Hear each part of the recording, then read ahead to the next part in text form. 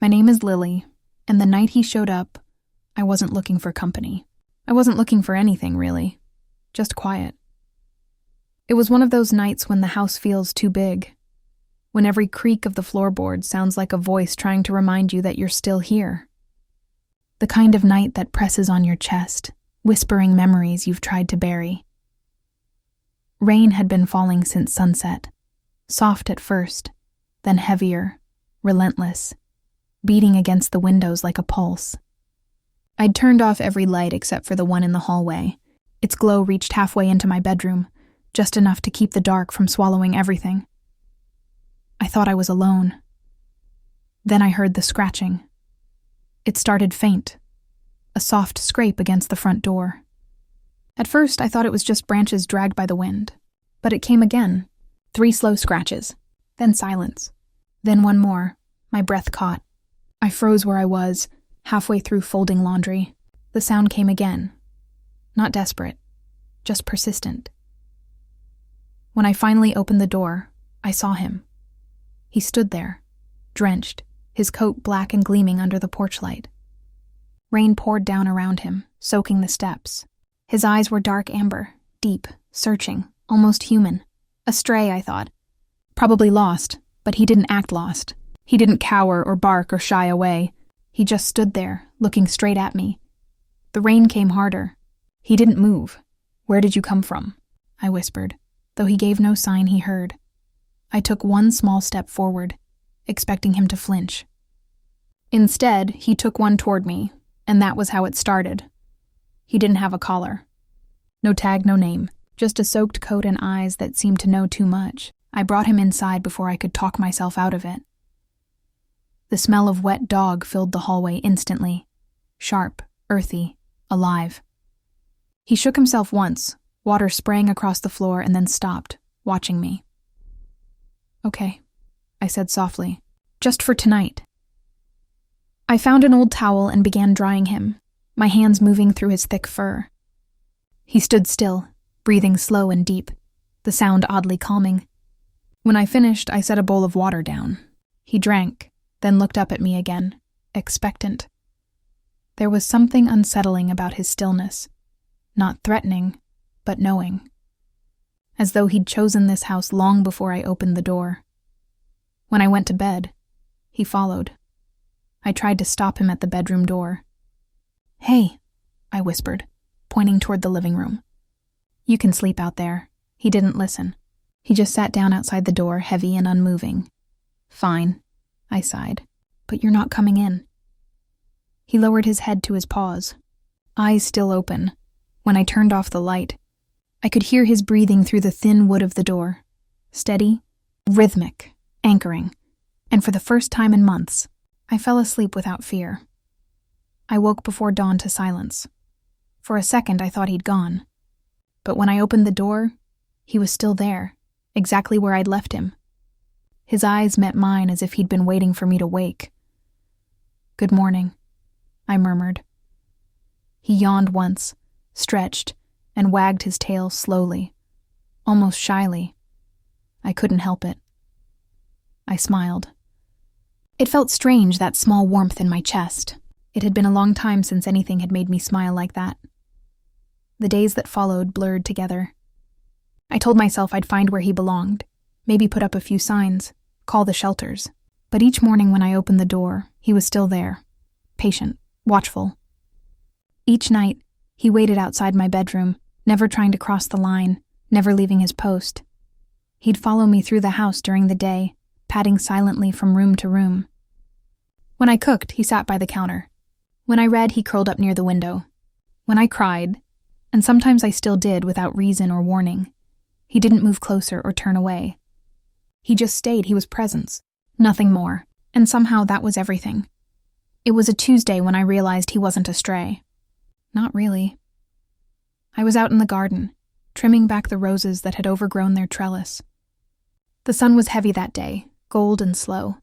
I'd left the back gate open, just for air, I told myself. He sat near the edge of the yard, nose lifted toward the breeze. And then, without warning, he stood, ears pricking, muscles taut. "What is it?" I asked. He didn't answer. Of course not. but he began walking, slow, deliberate, toward the open gate. "Hey," I said, dropping the shears. "Wait." He paused, glanced back at me once, then stepped through. I followed, heart racing. "Where are you going?" Down the dirt road, past the hedges. He moved with purpose, nose low, tail still. It wasn't wandering. It was returning. I almost called out again, but something in me held still. I just followed quietly, barefoot, the ground cool beneath my feet. After a few minutes, he stopped at a small clearing near the edge of the woods. The air smelled of pine and earth, and in the center of the clearing stood an old wooden cross, half collapsed, nearly swallowed by grass. A grave. I froze, my breath catching. He walked to it, sat down, and looked back at me. His eyes were calm, too calm. The inscription was faded, but I could still make out a few letters carved into the weathered wood. "Milo, my good boy." He let out a low sound then. Not quite a whine, not quite a sigh. Something between longing and peace. "You belong to someone," I whispered. He blinked slowly, and for a moment, the wind died. We stayed there until dusk. I sat beside him, my hand resting on his back, the world humming softly around us. When we finally walked home, he didn't lead anymore. He followed step by step, quiet, the air between us charged with something neither of us understood. That night, he waited by my door again. But when I looked down at him before turning out the light, he wasn't watching the hallway this time. His eyes were on me. By the end of the week, I'd started calling him Chance. It fit somehow. Not for luck, but for timing. For the strange, fragile way life sometimes gives you exactly what you didn't know you needed.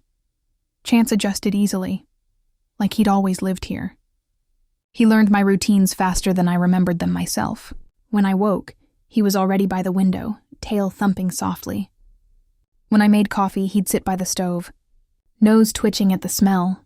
It was quiet living, but it was shared, the kind of quiet that feels safe instead of empty. Still, there were moments when I caught him staring out the window at nothing, ears perked, eyes distant, as if waiting for someone else to come.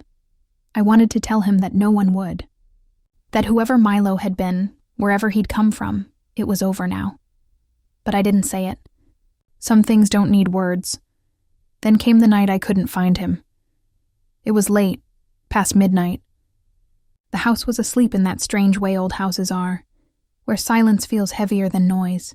I'd gone to bed early, rain tapping gently against the windows. When I woke, the door to my room was cracked open, and the hallway beyond was empty. I sat up, heart pounding. Chance? No sound. I grabbed my robe and walked through the house, bare feet soft against the wooden floor. The kitchen was dark, the back door slightly ajar, rainwater pooling on the mat. Chance, I called again, louder this time. Lightning flashed outside, illuminating the yard.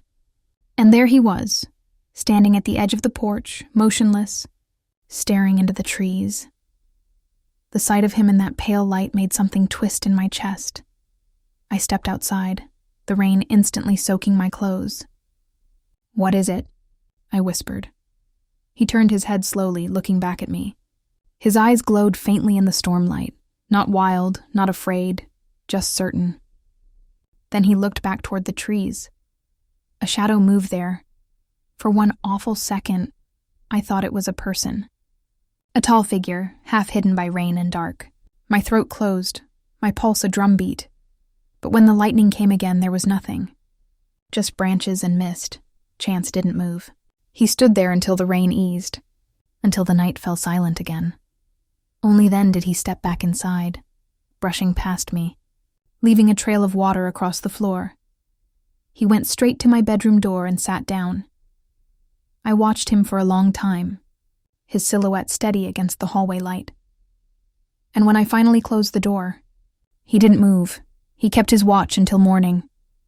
The next day, I found paw prints outside the fence. Not his, smaller, lighter, scattered like someone pacing. I told myself it was just another stray, nothing more. But when I glanced toward the woods, I felt that same pull again, that invisible thread connecting me to something I couldn't see. Chance stood beside me, his fur lifting slightly in the wind.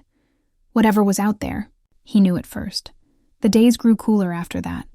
Autumn crept in quietly, touching the leaves with fire. I spent more time outside, mending the fence, pruning the trees. Chance followed everywhere, his eyes never leaving me. Sometimes when I worked too long, he'd nudge my hand, reminding me to rest. When I sat in the garden, he'd lie beside me, his head on my knee. The rhythm of his breathing filled the space between us, a soft metronome of trust. I began to talk to him more, about small things at first. What I'd read, what I'd dreamed, how the house didn't feel as heavy anymore. Then one evening, without planning to, I told him about Daniel, how we'd lived here together once. How one night, he'd gone out for a drive and never come back. The words hung in the air, fragile as glass. Chance didn't move. I stopped sleeping after that, I said. Every night I'd wait, for headlights on the road, for a sound at the door. It never came. I looked down at him. Until you. His eyes met mine. And in that stillness, I understood what I hadn't before. He wasn't here to replace what I'd lost. He was here to remind me that life, even broken, still reaches out. That love doesn't always end. Sometimes it just changes shape. That night, when I turned off the lights, he stayed outside my door again. I could hear him shift once, circling before settling down. His body made a soft thump against the floor, and though I couldn't see him, I knew he was awake, waiting, watching, guarding. It should have felt strange, unnerving even. But instead, it felt like peace. The rain began again, light and steady. I closed my eyes, letting its rhythm blend with the sound of his breath. And for the first time since Daniel's accident, I didn't dream of loss. I dreamed of footsteps, steady, loyal, always returning. When I woke to sunlight spilling through the curtains, the first thing I heard was the soft thud of his tail against the floor outside the door. I smiled into the morning. "Good boy," I whispered. And from the other side of the door, I heard him sigh, that deep, content sound that feels like understanding. He didn't come in. He didn't have to. He was exactly where he needed to be. When morning came, the light was sharp and cold. It crept across the floor in narrow bands, the kind of sunlight that belongs to late autumn, honest and unforgiving. I lay there for a long while, listening to the small sounds of the house as it woke around me. The hum of the heater, the groan of wood expanding, the faint thump of a tail against the door. Chance. He was always there first, as though he existed half in sleep and half in waiting. I opened the door, and he lifted his head, eyes soft with the kind of quiet that felt like recognition. "Good morning," I said, voice still rough with dreams. He stood, stretched, and brushed against my legs before walking past me into the room. His fur caught the light, gold and silver at the same time. He circled once by the window, then lay down where the sun hit the rug. It was the first time he'd crossed the doorway. I didn't stop him. The day felt heavier than usual. Outside, the wind moved low through the trees, scattering the last of the leaves. The air smelled of earth and smoke, the season already shifting toward winter. I spent the morning cleaning, the kind of cleaning that isn't about mess but about control. The repetitive motions of wiping, folding, dusting. Chance followed quietly, his nails tapping faintly on the wood floor. A heartbeat I hadn't realized I'd needed. Every so often I'd catch him watching me, not with hunger, not with want, just awareness. Like he was memorizing the way I moved through space. When I sat down at the table for coffee, he came and rested his head on my knee. The weight of it made me still. His fur was soft beneath my fingers, and his warmth spread through me faster than the coffee did. "Do you ever miss him?" I asked without meaning to. He blinked slowly, eyes half closed. I took that as an answer. Later that day, I drove into town for the first time in weeks. The sky hung low, the clouds pressed close enough to touch. Chance sat in the passenger seat, head out the window, the wind pulling at his ears. He looked freer than I'd ever seen him. When we reached the post office, I tied his leash loosely to the bench outside. He sat, calm, tail thumping once as I disappeared inside. But when I came back out, a woman was standing near him, a woman I didn't recognize. Her coat was red, her hair gray at the edges, and her hand hovered inches from his head. "He's beautiful," she said as I approached. "What's his name?" "Chance," I said. She smiled faintly. "Fitting. He looks like he's been through something." Her words made me pause. "What do you mean?" She glanced at the dog again. That look in his eyes. It's not fear, it's memory. Dogs carry loss differently than people. They don't speak it, but they hold it. Chance looked up at her, calm, almost solemn. Then she nodded toward me. "So do you." Before I could respond, she walked away, the bell above the shop door chiming softly behind her. That night, I dreamed of the sea. Not the calm postcard kind, the real sea, the one that hums with weight. I was standing on a cliff, the wind tearing at my hair, and Chance was beside me, unmoving. Below us, waves broke and folded, endless and indifferent.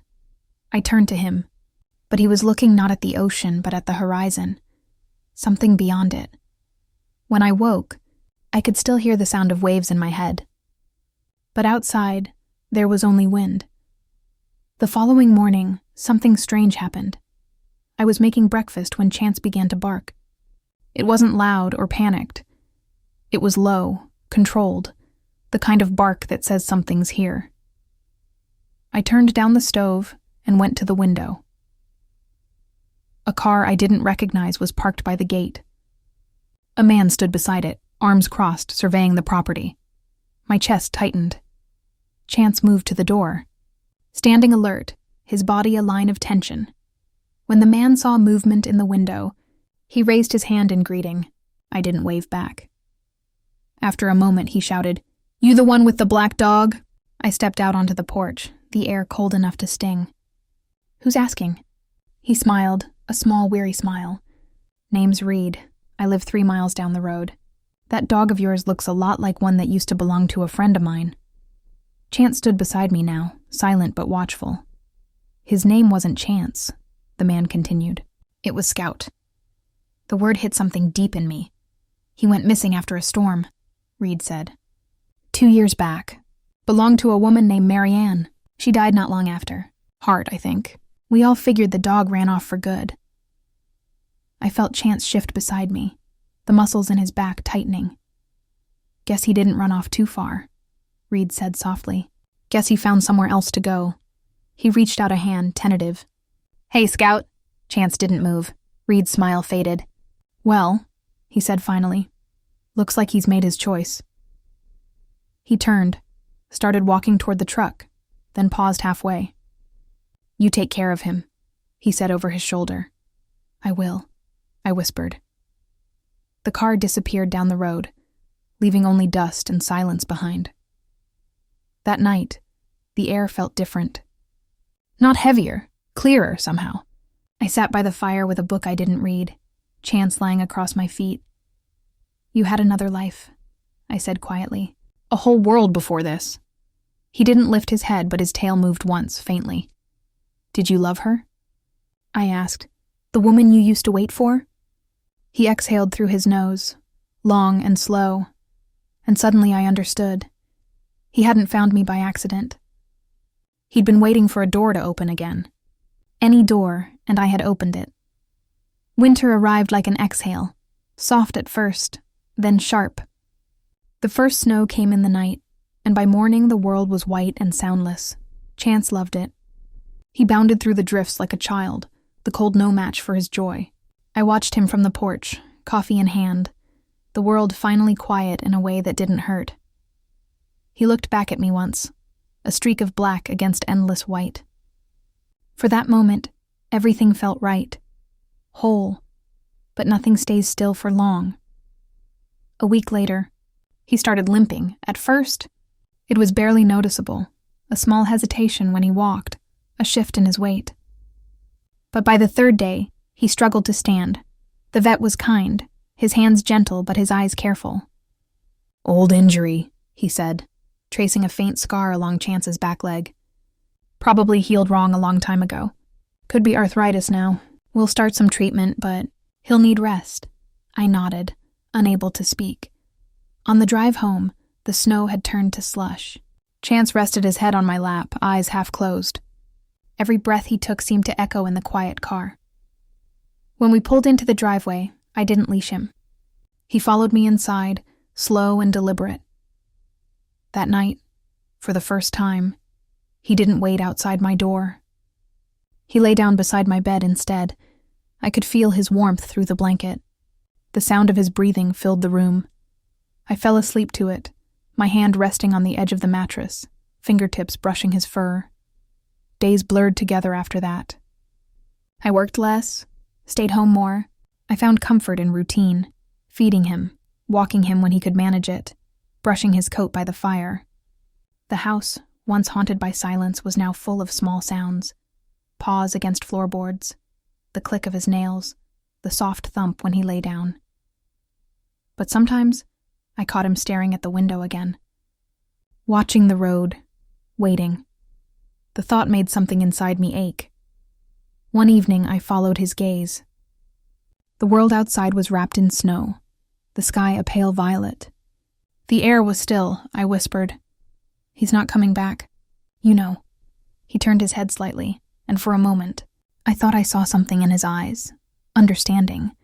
Or maybe forgiveness. Then he pressed his head gently against my hand. That night, I dreamed of the sea again. But this time, I wasn't standing on the cliff. I was in the water, the waves rising around me. Chance was there, swimming beside me, his fur slick and shining. The current was strong, but he stayed close, guiding me through it, his body breaking the waves before they could reach me. When I woke, my pillow was damp with tears. I reached down instinctively. My hand found only cool floorboards. Panic hit me like ice. Chance, no answer. I ran through the house, kitchen, hallway, porch. The door to the yard was open, snow blowing in across the threshold. Outside, the world was silver with moonlight. His paw prints trailed down the steps, across the yard, toward the trees. Barefoot, I followed. The cold cut into my skin, but I didn't stop. The prints led through the clearing, winding between the trees until they stopped near a small rise of earth. The grave. The wooden cross still stood there, tilted, snow clinging to its edges. And there he was, lying beside it, silent still. I fell to my knees beside him, my breath clouding the air. His eyes were open, reflecting the moonlight. But there was no movement, no sound. For a moment I couldn't breathe. Then I reached out, trembling, and laid my hand on his side. Warm. He turned his head slowly toward me, his gaze steady. A soft whine escaped his throat, weak, but alive. "Come on," I whispered. "Let's go home." But he didn't move. He looked at the cross once more, then back at me. His breathing steadied, slow, calm. It hit me then. The reason he'd waited all those nights outside my door. He'd been keeping watch for her. For the one who never came back, and maybe, in some quiet way, he'd been waiting for me too, to bring him here, to let him finish what he'd started. I sat there with him until dawn. When the first light touched the snow, he sighed once, a long breath that felt like peace. Then he went still. I buried him beside the cross, my hands raw from the cold, my heart strangely quiet. I carved his name into the wood with the same knife I used for the garden, Chance, my good boy. It looked rough, uneven, human. When I was done, I stood back and watched the sun rise through the trees. The light spilled over the snow, warm and gold, catching on the edge of his resting place. For the first time since I met him, the world didn't feel empty. It felt whole. I stayed there until the snow melted around me, until the ground turned soft beneath my knees and the air began to smell of thaw and soil. The sun climbed higher, but I couldn't move. I kept my hand on the wood of the cross, tracing the uneven edges of his name. The warmth of it sank into my skin, faint but real. "Goodbye," I whispered. though the word didn't fit. It wasn't a goodbye that hurt. It was one that settled deep, like something finding its right place at last. When I finally stood, the world looked different. Cleaner somehow. The trees that had felt menacing before now swayed in rhythm with the wind.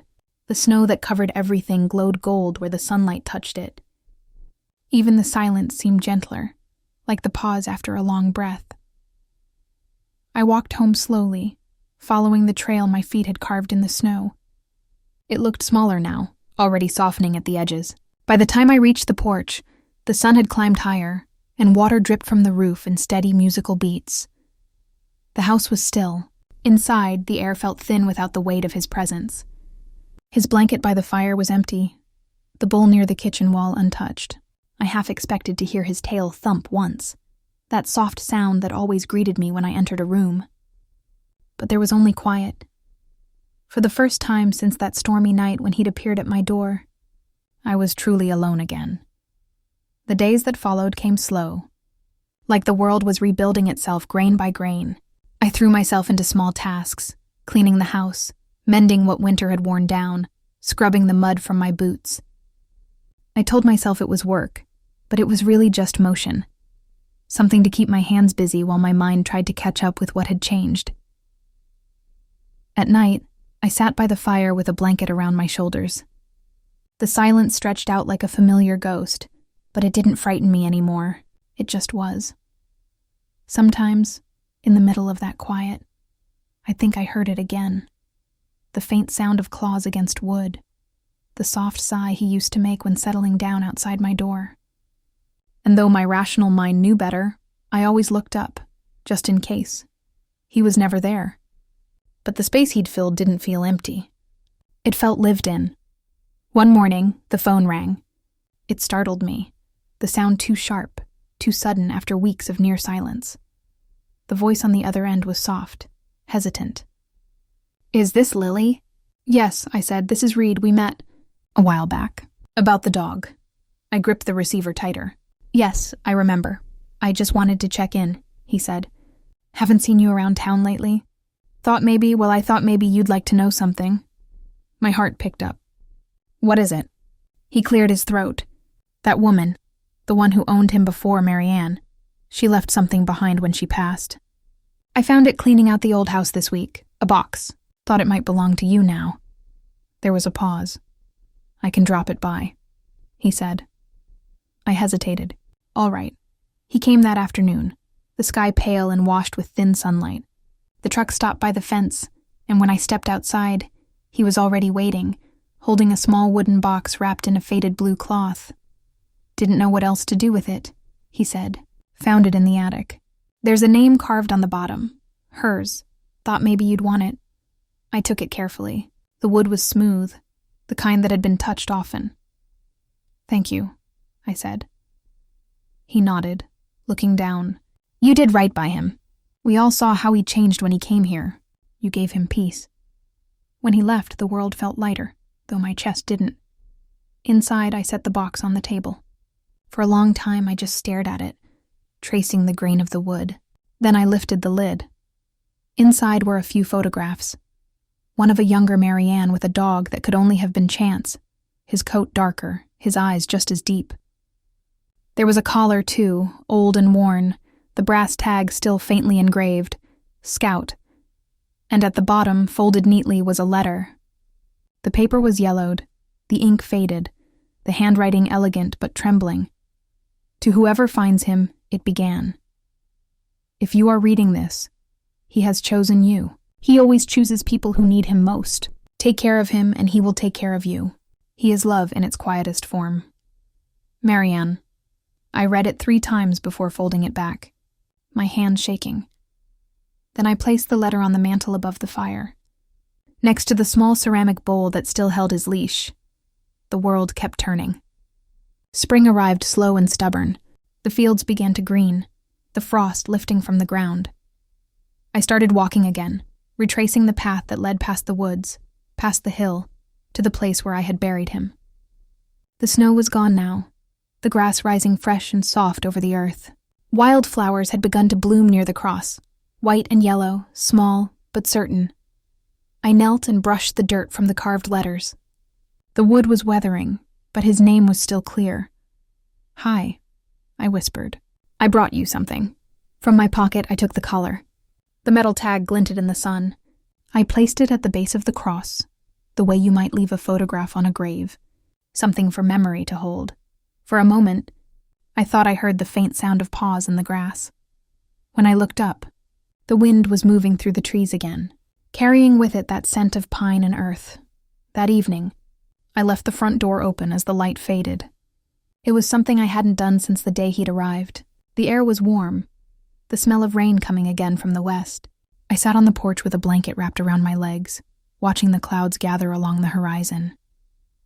The first drops began to fall, gentle at first, then heavier. It should have felt lonely, but it didn't. I watched the rain darken the earth, the puddles forming where his footprints used to be. The rhythm of it was familiar. The same rain that had brought him to my door once before. It hit me then that maybe that's what life was. Storms and shelters, arrivals and departures, love that comes and goes, but always leaves something behind to remind you it was real. The rain quickened, drumming on the roof, filling the air with that electric scent of renewal. I closed my eyes and let it wash over me. When I opened them again, the world was shimmering. The porch lights reflected off the puddles, casting small golden halos across the yard, and for a moment, just one heartbeat, I saw him, standing at the edge of the yard, where the rain met the trees. His shape was faint, half made of shadow and memory, but unmistakable. Chance.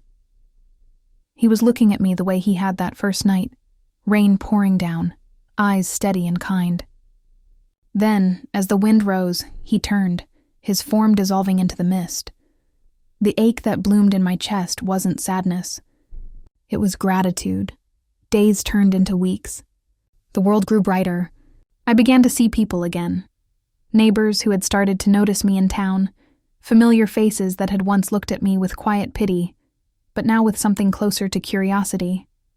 I smiled more. I laughed once or twice, though it felt strange on my lips. And though I went home to an empty house each evening, it didn't feel empty anymore.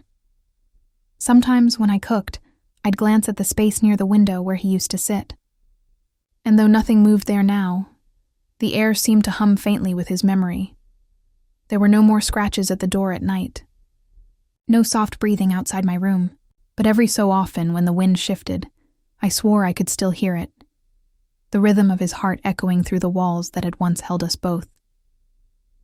By early summer, the garden came alive again. Roses bloomed in tangled reds and pinks, wild and overgrown but beautiful. I let them grow the way they wanted this year. There was something freeing in not forcing them to stay neat. Sometimes, when the evenings were long and the sky stayed blue until almost midnight, I'd sit on the steps with a cup of tea, watching the fireflies come out. They danced above the grass, small bursts of light, each one vanishing before I could trace its path. And always, in those moments, I'd think of him, the way he'd watch the world like he already understood it, the way he never asked for anything but to stay. One morning in July, I woke to the sound of scratching at the door again. My heart stopped. I threw on my robe and hurried down the hall. When I opened the door, the sunlight spilled across the porch, and for a moment I thought it might be him, another impossible return. But it wasn't. It was a small dog this time. Thin, trembling, his fur matted, his eyes wide. A stray, lost and soaked from the early rain. He looked up at me the way Chance once had, pleading but patient, as though he knew the decision was already made. I knelt down and whispered. "Hey there." He wagged his tail once, cautious. "Come on in," I said softly. "You look like you could use a place to stay." He hesitated, then stepped across the threshold. When the door closed behind him, the house seemed to sigh. Later, when I gave him a towel and food and watched him curl up by the fire, I realized my heart didn't hurt the way I expected. It just felt full, crowded, alive, pulsing with memory and possibility.